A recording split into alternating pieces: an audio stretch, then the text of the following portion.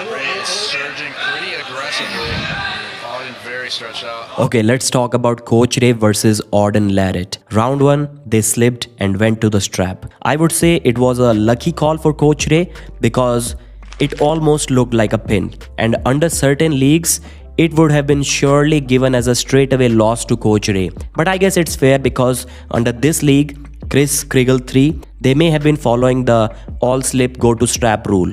And when a lot of people talked about this round where Coach Ray lost his hand to Auden, Ray did comment on it afterwards. He did say that people don't know that he was just trying to slip, so he didn't care about his hand too much. So even if he lost his hand there, that doesn't really tell us too much about their relative hand strength. But all of this didn't really change the outcome of the first round.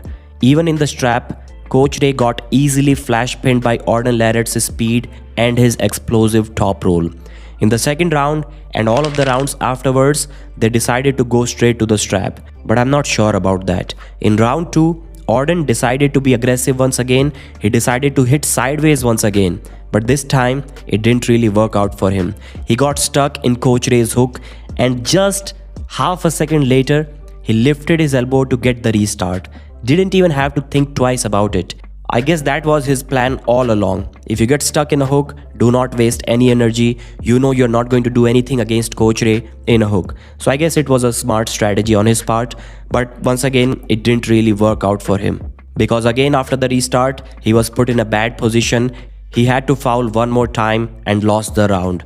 Usually, Auden's endurance is great, but against Coach Ray, it was never going to work. Why? Because Coach Ray himself has a great endurance and he has more horsepower than Auden LARRATT. So a combination of these two, it's never going to let Auden do anything in an endurance battle. Then afterwards, we saw Devin giving some advice to Auden. Maybe it was to be more defensive this time rather than being offensive like the first 2 rounds, because that's exactly what Auden did. He got defensive in the 3rd round. Coach Ray got a good start. He had slight cupping right off the go. But despite that, Auden still managed to not only keep the match alive, but also force a foul on Coach Ray. That was surprising. Then after the restart, Auden decided to be offensive once again and he lost the center completely. Then after that, it was, as Coach Ray called it, King's move versus side pressure battle. But still, Coach Ray was going for his top roll too.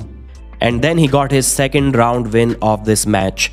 Round 4, Auden was already sweating very heavily. You can see that his arm, his endurance was getting gassed out. Then he got caught for a double foul for declined humerus and Coach Ray won his 3rd round. So even before this, Coach Ray's humerus was going in the declining position. But it was for a very brief moment. It wasn't worthy of being called as a foul for the referee. But this time it was. He lost that round on fouls. Round 5. Coach Ray asked Auden if he wants to go inside. He obviously said no. There was one more stop from Auden, but it wasn't enough. He had to do an elbow foul to prevent Coach Ray from pinning him. Then finally we saw some trickery from Auden. He was pulling Coach Ray's arm away from the table during the referee's grip up. It was weird. It was way too late for all of this. Ray wasn't fighting in the setup at all. He started however Auden wanted to start and he just blasted him sideways with 2-3 side pressure hits to get the final pin. So the final score was 4-1 Coach Ray. Why didn't Auden's King's move work in this match? Well, when you crack your opponent's wrist with your King's move when he is going for the pin, the ideal situation is he isn't able to stand back up. The second most ideal situation is if he stands back up, he still doesn't have his wrist. The wrist stays cracked.